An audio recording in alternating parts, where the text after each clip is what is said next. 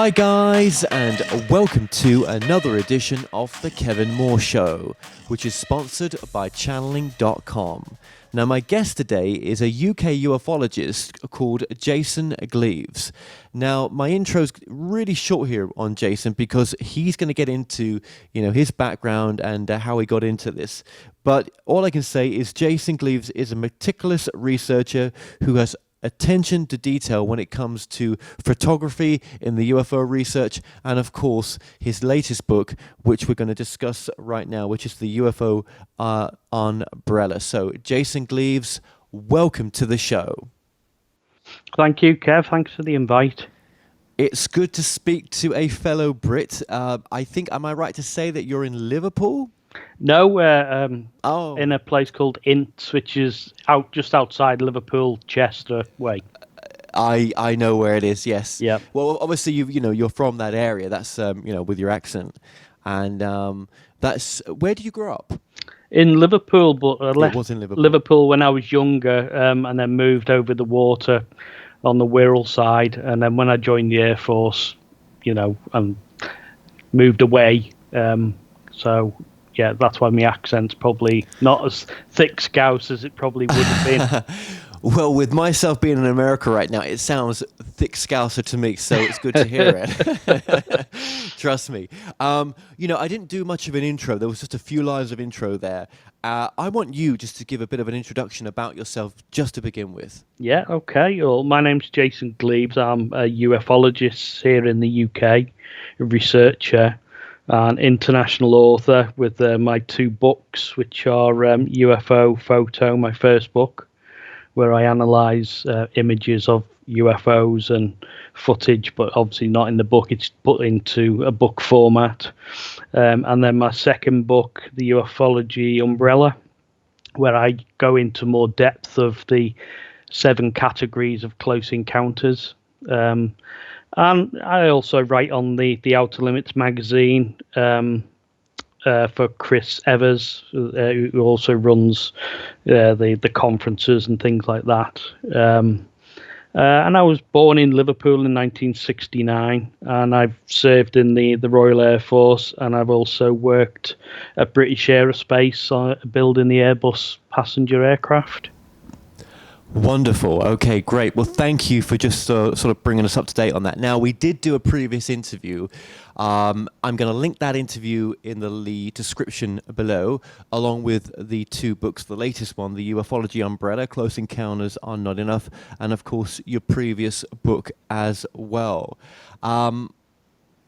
Obviously, I didn't expect to get you back on that quickly, to be honest with you.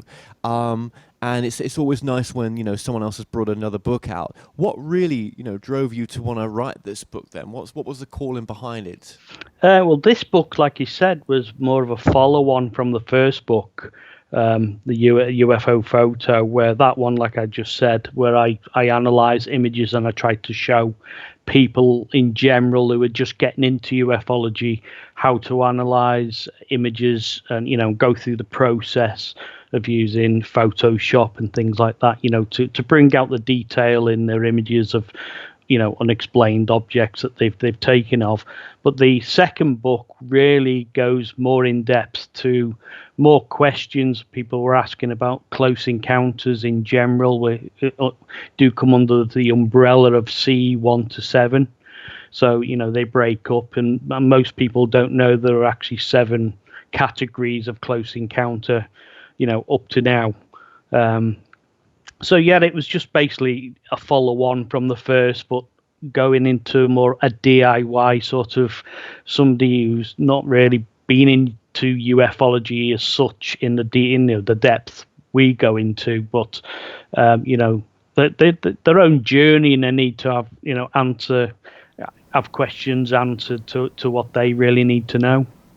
Absolutely. Now, obviously, having come from the UK myself, I know that the field is nothing like the size of the field in the US. I think the US is a sort of leader on in the whole UFO research. Well, when I say the leader, there's more people doing it. Let me correct myself. Okay, but obviously, with being in the UK yourself, what is the current state of this subject would you say in the UK? Because I mean, there obviously are a number of different people that do research like yourself. But what do you feel is the state of ufology in the UK right now? I'd say it's quite good, really, because really more the fact that I try to go to as many conferences as I can in the UK, and you get to meet great people at these conferences, but only within the last year or so, it's really changed an awful lot, for the caliber of person that comes to the conference now to what they did a few years ago. More people are waking up to what's happening around them. They're waking up to, sightings, and, a lot more things are going in that direction towards, possible disclosure, really. Yeah, but I mean, do you think that's ever going to happen in our lifetime? Is it our own disclosure, or rather than, disclosure on a, first contact basis? Yeah. That's how you look at it, really. Whether you say disclosure through a government body of such, where they come forwards and tell the public we have been contacted by ETs, etc., or if you look at the other side, where there are people throughout the world in ufology now already coming out with their experiences and their sightings, and and I've got lots of documents, lots of images and footage of I really do think they are extraterrestrial ships or craft, from off-world especially. So it's how you look at it, really, for that disclosure side. Sure, absolutely. I mean, what is it that people are looking for? I mean, what is the theme, do you think, that is attracting people to this subject, when really, where does it go, and what does it mean for us to even want to look at this phenomena? Well, myself, I've always had an interest in not necessarily UFOs, but also science fiction from a young boy onwards. Watching Star Wars and Space 99, Doctor Who, those sort of science fiction programs. But I had a sighting with my sister when I was age 7 in Liverpool, where we both saw a disc-shaped craft outside our bedroom window, and that took off at high velocity. And I'd actually forgotten about the incident only till later, a few years ago, when I got back into ufology in more depth, or got into it, I should say. And my sister reminded me of the sighting, and it started to come back slowly, so, and I've had other sightings as well along through my military career and civilian life all the way through, and still having them now. People, I don't know. It's more when you go to the conferences themselves and you can see the type of people who maybe there are more things on mainstream media that's enlightened them to go to find out, and they're asking more questions, a bit like us, really, on our own journey, where you go forward. And I always say it's the Richard Dreyfuss syndrome, where Richard Dreyfuss, who plays that character in Close Encounters, where he goes mad in the movie looking for information and looking for the next thing. And, I certainly went along that path myself, and I still am looking for more things again. It's never going to stop for me, really. But what is the end goal with it all, do you think? I mean, what is it we're trying to show to ourselves by looking into this subject? I mean, is it the idea that, okay, well, if there's something external that has been interacting with us since the time began, possibly, right, because they're a lot older maybe in civilization than we are, or whatever this phenomena is, what does it mean for the evolution of us as an individual? Well, yeah, it's gonna obviously enlighten your life. It's going to, bring forward things where we don't need petrol, gas, oil, etc. If a craft appears, then people are going to start asking that question: how's that craft powered? How are they getting about? And then the big questions come up around then, where we don't need oil, gas, etc. So why are we paying for this? And I just think it's going to make things more even. That's my outlook on it. People will have their own outlook, and I think people are obviously going to be happier, because you can look at an example of Star Trek, say, the TV show, where they don't have money, they don't have currency, and everybody goes to work if they want to. You do a job you want to do, you contribute to the community. I just think it's sort of down that road where everyone can, share and, and grow from that. Absolutely, but doesn't that take self-enlightenment to come from that space? Doesn't that take self work in the sense that you start to take more responsibility for your actions towards yourself. You're more caring and loving towards yourself. You see that maybe on some energy level that we're all connected, that the near-death experiences or whatever you may be interested in when it comes to this alternative field, that there is more to our body than just what we are as humans. There is a potential soul that's having an experience on this and in this incarnation right now on this planet as a human experience, and this is our spacesuit. And if there's others that are traveling to our system and even interacting with Earth beings, humans, then what does that do, or what does that say about their sort of spiritual evolution? Yeah, I agree on that too. We've got to stop thinking of materialistic type of things. We've got to think more enlightened like that, really, because it's also, if we go out into space, we can, travel beyond our planets and go further out. That the human beings in general are very warlike. We're a very warlike race. It just seems to be in us. And if we go out and start, acting the way we do on this planet, we're not going to last 5 minutes out there, are we, really? No, I always thought to myself, damn, what happens when religion enters the outer space? What happens then? Yeah. But then maybe that's also been a bridge that other civilizations have had to reconcile with. And maybe when they've made it past a certain point, where it's more of an internal religion than it's more of a taking responsibility. It's more of seeing that not all truths are just in one book type of thing. That we can come up with our own understanding. That maybe civilization shifts a bit. I don't know. Yeah, it's certainly one to ponder over, anyway. Absolutely. So, now you've done some interesting work, I will say that, because I remember the last time that you came on, obviously you were into the photo analysis of UFO pictures, or pictures that had unidentified craft on them. And I guess you never thought you'd be wearing this sort of hat that you're doing right now, because I'm guessing lots of people from different reasons for wanting to contact you on the whole UFO subject have been contacting you in the UK. As there are, I don't believe there's any sort of, well, there's Bufora in the UK, isn't there, as a sort of like MUFON equivalent, but that's about it, I think, isn't it? Yeah. And Yeah, there are plenty of Facebook pages where people put their input and, obviously put up photographs and footage. There's YouTube, obviously, as well, but then you've got to, be very, very wary what you actually watch on there, really. You can watch it, but whether you take it in as real or being a fake, etc.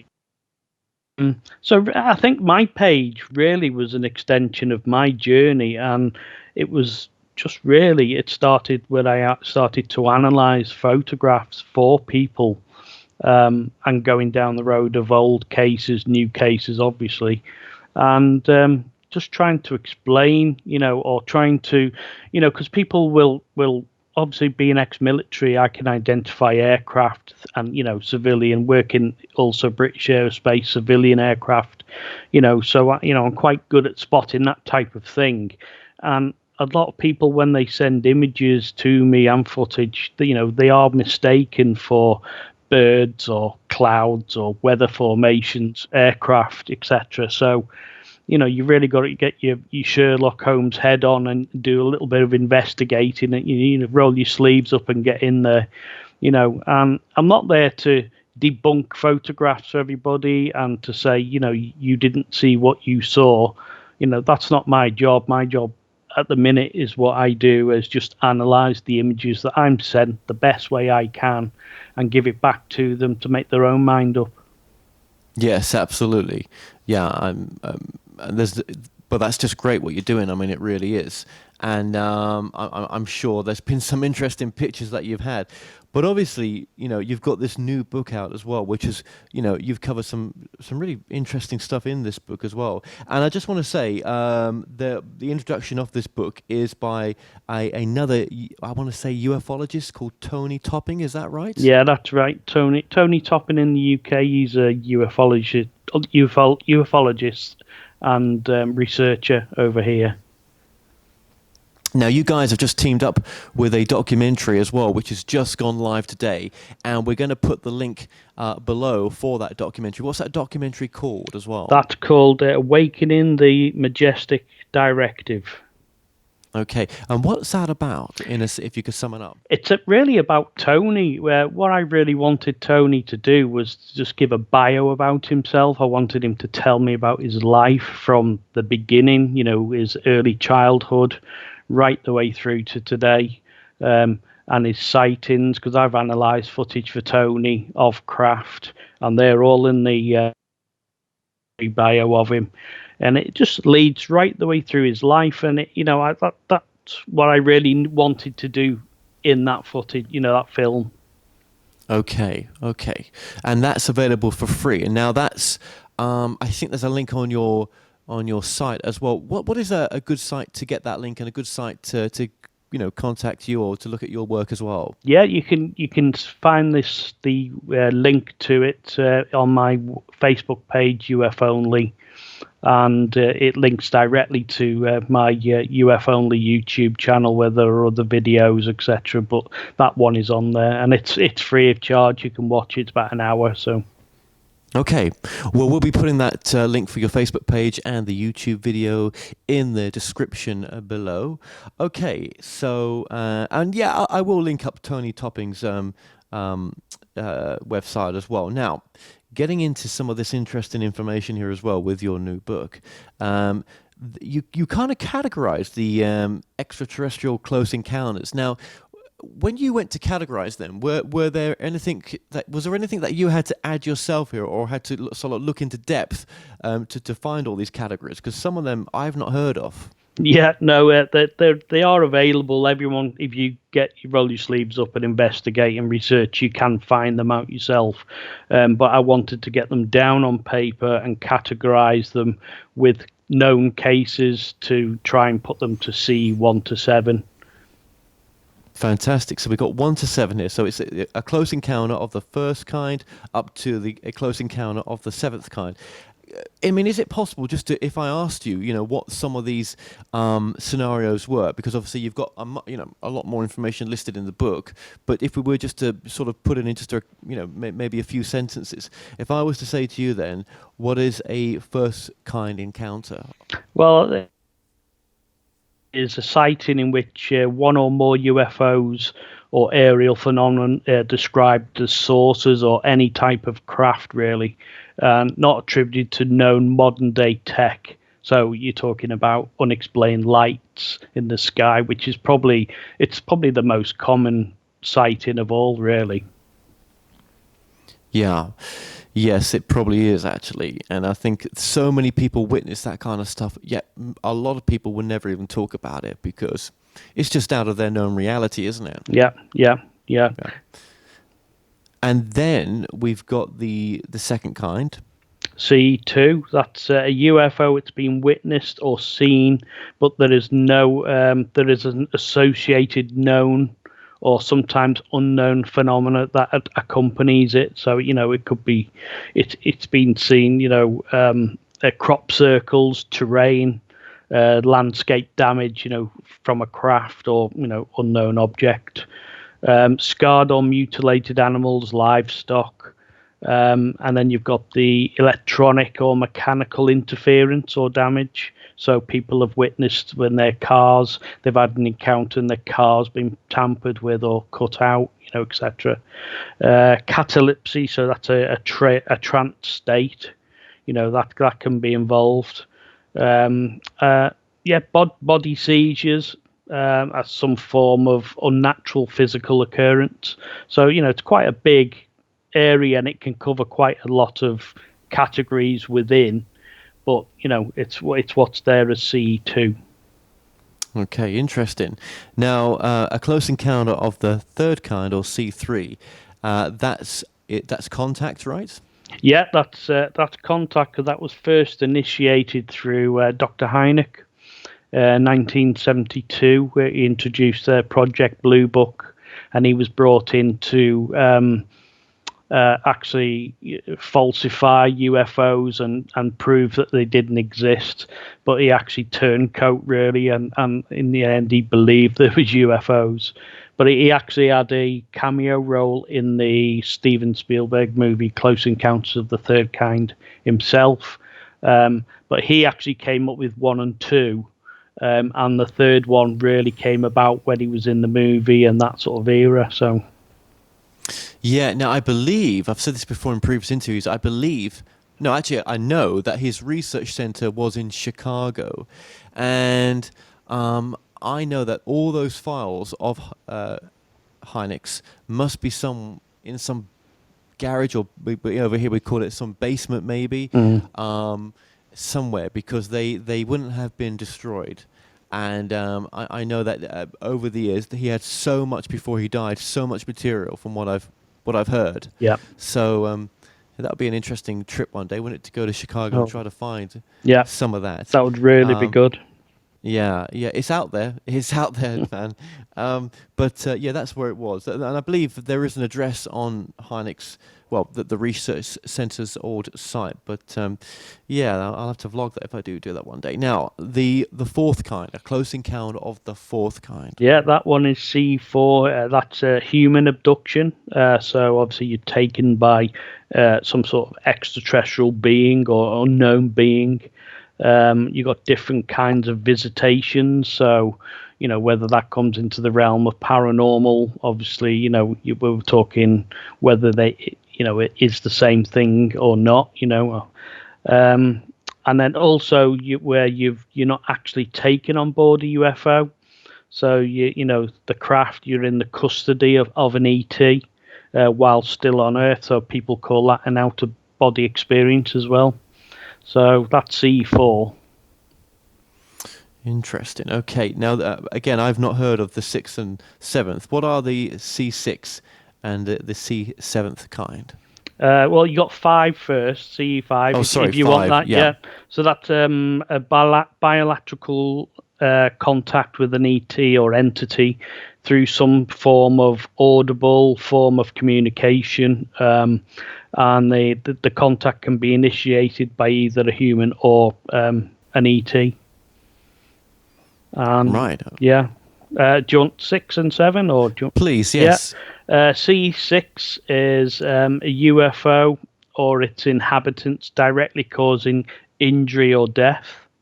So that's where an example of that, where the military side, where they've actually retrieved known, discs or objects, and on board they found human body parts. So you can sort of put it under that, really. Probably the most controversial encounter of all of them, really, is that in which a human or extraterrestrial, they mate, have sexual intercourse or artificial insemination. So that's to produce a hybrid, a hybrid being of some sort. Yes, I mean, with that kind of idea, it's mixed around a lot more now in this field. The hybrid stuff has been going on for a long time. Many authors have talked about that. What's your sort of feeling towards the hybrids then? Do you think it's a real phenomena? Yeah, I do think it's a real, for the fact that what people have told me, where you've had experiences who have contacted me, and discuss with them. Obviously, they don't want their name. Most people don't want their name bringing forward for obvious reasons, But they've discussed being taken on board craft, having interactions with ETs, and being shown their offspring, young children, etc. That's probably down that road of hybrid, etc. And it probably goes on for that, Yeah, I mean, we could be here all day just talking about that. That's a subject in its own right. along with a lot of the chapters that you talk about in this book as well. Okay, well, thank you for just clearing that up, because I've never had anyone on before just to talk about all 7, and that's pretty good research there. So, how are they getting here, do you think? I mean, are they here already? Have they? How do they travel, in your understanding of it, would you say, from your research?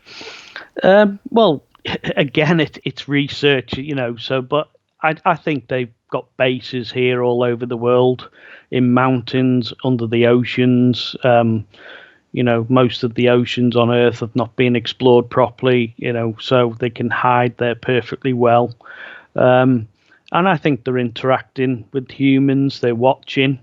I also think beings visit the Earth and treat it like a zoo. They'll, like we go to a zoo to see animals, etc., and they come here exactly for the same thing. And there'll be ETs that wouldn't give us a second glance because we're too immature in our nature and everything to what the height of knowledge they know.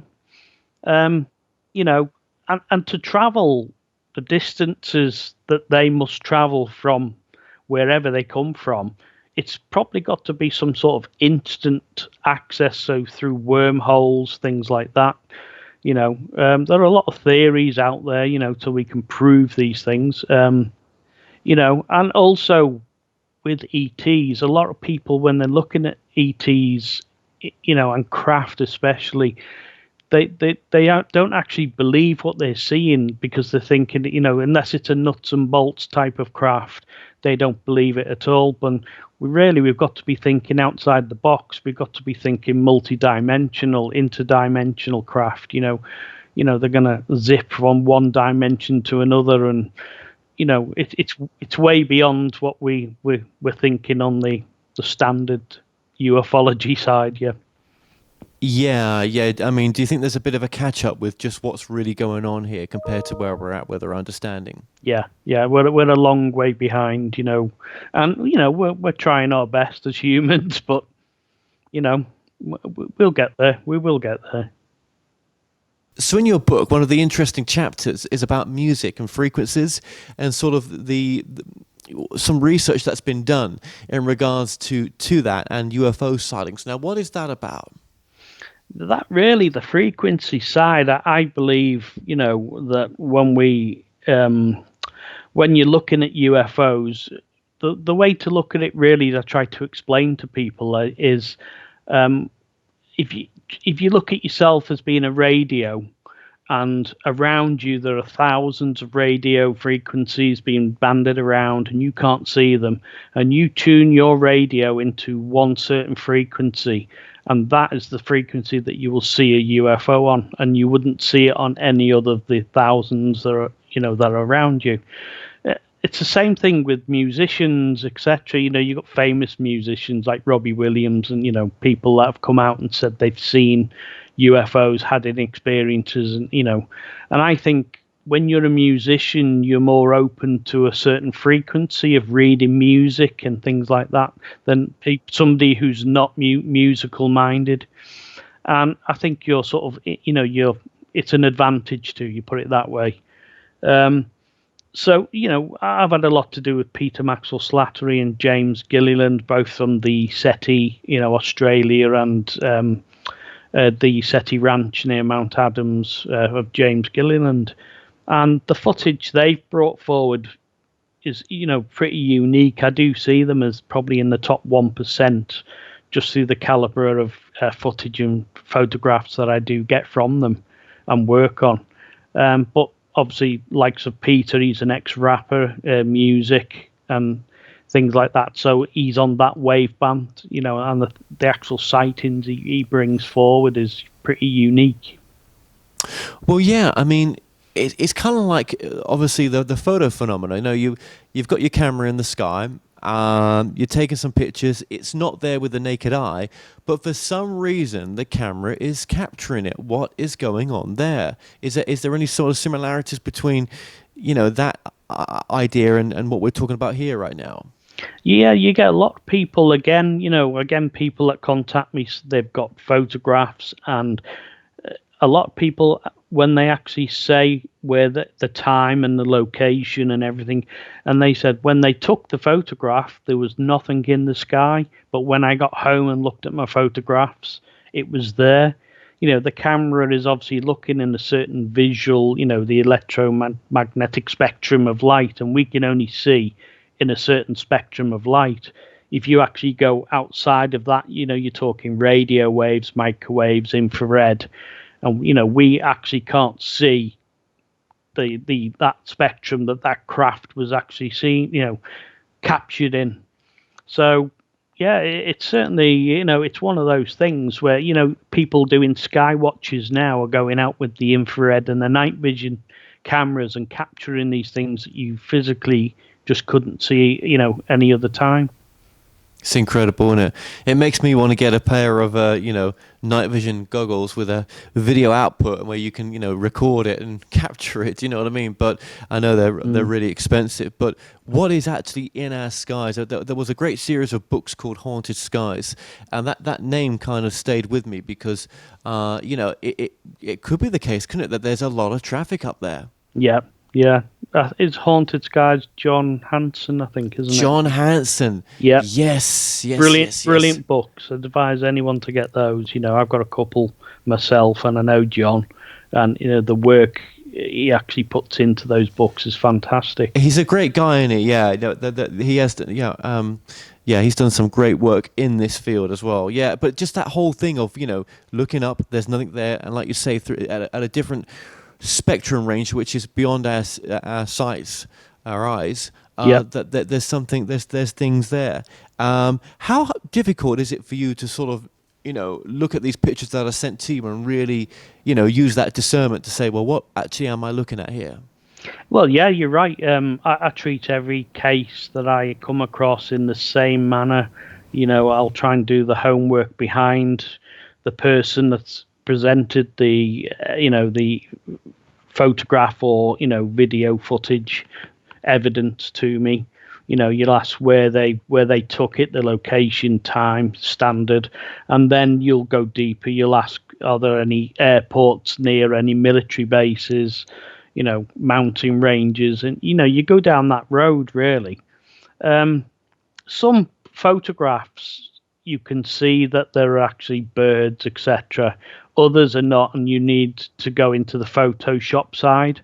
And I say Photoshop because it's really a double-edged sword, really, because when you say Photoshop, you think you're changing photographs and things, but you're not. You're actually using the filters within the program, which are great for bringing out stuff that you couldn't see generally. And there was one case from the first book where I was presented 2 photographs from Philip Mantle, a ufologist in the UK here. And they were taken by a civilian airline pilot, and he was on holiday in Wiltshire in the UK. And the first photograph was literally, it was like a blob at the bottom, but when I went in, analysed it, enhanced the photograph, you could see it was a distinct Tornado aircraft, military aircraft. But the second image was taken of a flagpole of a Union Jack. That was obviously the topic of his photograph. But either side, he captured 2 disc-shaped objects. And when you first look at them, you can see them in the book. They're in there. You can see the 2 disc-shaped objects. But when I actually analysed the photographs in more depth, went right in, you could see there were 2 aircraft banking, and one was another Tornado, and one was I think it was an American Intruder aircraft. But even professionals who are highly trained to see dangers and things like that, especially airline pilots or any pilots, we can still get it wrong to what you're actually looking at. Right, absolutely you can. And out of all the photographs that you've analysed, you must have come across some that were just kind of blew your mind away. Yeah, well, there was it's called the Argentinian pilot, where he was buzzed by 2 UFOs. The footage again's on my UFO only YouTube channel, and I've actually just put it forward. I think it's going to be on the first show of paranormal caught on camera in the States. And anyway, the actual footage was taken by this Argentinian pilot. I first came across this footage during 2014 while researching for the first book. So I was looking for cases and things. And it's an unnamed veteran Argentinian pilot, and he witnessed these two separate UFOs which buzzed directly in front of his aircraft, flying from the left-hand side to the right. In the footage, you can see the front of the fuselage and the propeller going round, and he's looking directly out of the front cockpit. And he's taking it with his mobile phone. So in 2014, the mobile phone cameras were not obviously to the spec of today, where they're 4K today, aren't they, and things. But it's actually not bad footage. He'd actually seen a couple of UFOs on earlier occasions when he was up flying. So on this occasion, he took his mobile phone because it had a camera on there, and he took it, and he didn't fail him. He saw these two objects coming in from his port side, flying in, and if he kept the camera forward, I wish he actually tilted the camera towards them, but he didn't. He kept it looking forwards, and in the footage you could see a large cylindrical shaped craft dart directly in front of his aircraft, probably 1,000 meters away, and then it was followed by a smaller disc shaped craft, and then what he said, the two objects flew to his starboard side and then formed together in a tight formation and then flew back again directly in front of his aircraft. You've got to see the footage because it's pretty amazing. But, it's incredible, isn't it? Yeah. Yeah, I mean, that's absolutely incredible. What were there any other sort of photos that were sort of mind-bending as well for you in a sense? Well, there's been quite a few, really, but I suppose the battle over Los Angeles 1942, that was quite a unique photograph that everybody's probably seen going back through ufology, and it shows the usual the craft being illuminated with spotlights during 1942, and at the time I think they fired over 1,400 shells at this thing in the sky, and it was only 3 months that America had just joined the Second World War in with the British, and they thought it was either the Japanese or the Luftwaffe coming in, so they were firing at this thing all night. Didn't bring it down, obviously, but there are certain photographs. But when I analysed that photograph in more depth, when I got a hold of the best original photograph I could of it, the detail that came out, you can see it in the book, but the detail that was brought out of that object, it was pretty unique,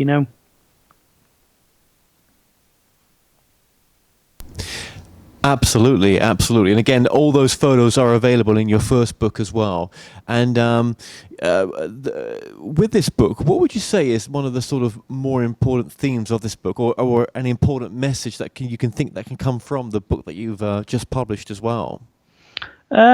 Really, it's like I mentioned earlier. It's more of the DIY approach. I wanted to put a book out for people who are, like I said, the droves of people that are coming into ufology now that are waking up, and they're asking the same questions that I asked, and and there wasn't that many people there to give me the answers. So it's sort of my journey, the things I found out and come along, through, obviously the frequency thing, the travel, the time, the space travel, how they would travel, and obviously the Close Encounters 1 to 7.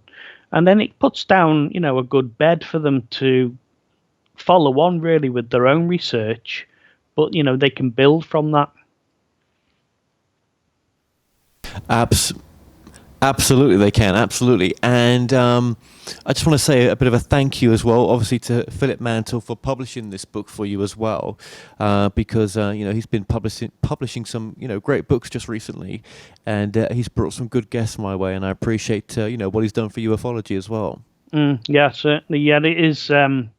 he's obviously he's still researching himself. He's been around for a long time, but he's brought this publishing company out, Flying Disc Press, and I have got to hand it to Philip.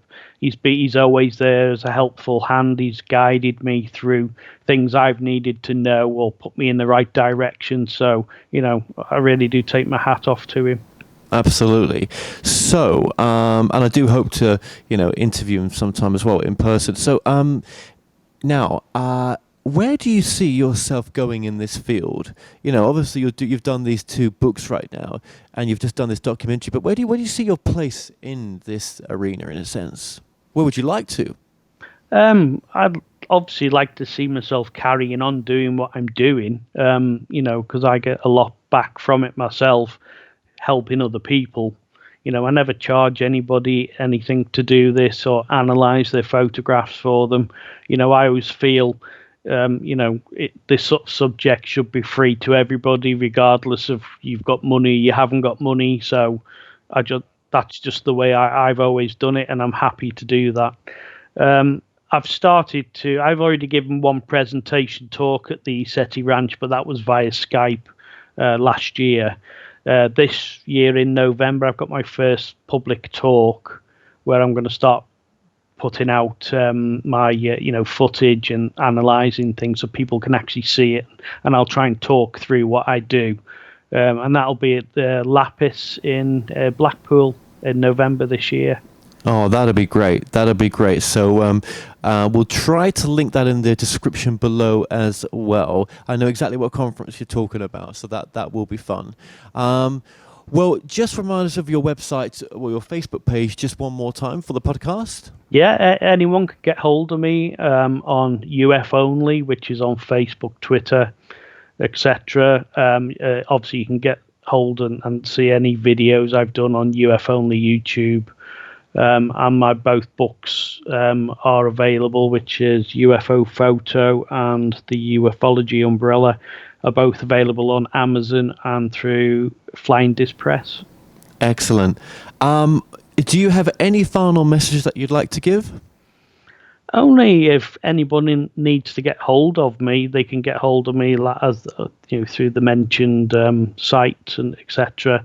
If they need help, I'll help them as much as I can. If I can't help them, I can certainly point them in the right direction. Somebody in ufology that could help them. Well, is there an email address for you at all, or would you rather not give that out right now? No, anyone, you can get hold of me straight through the UF Only Facebook page. I find that a lot easier.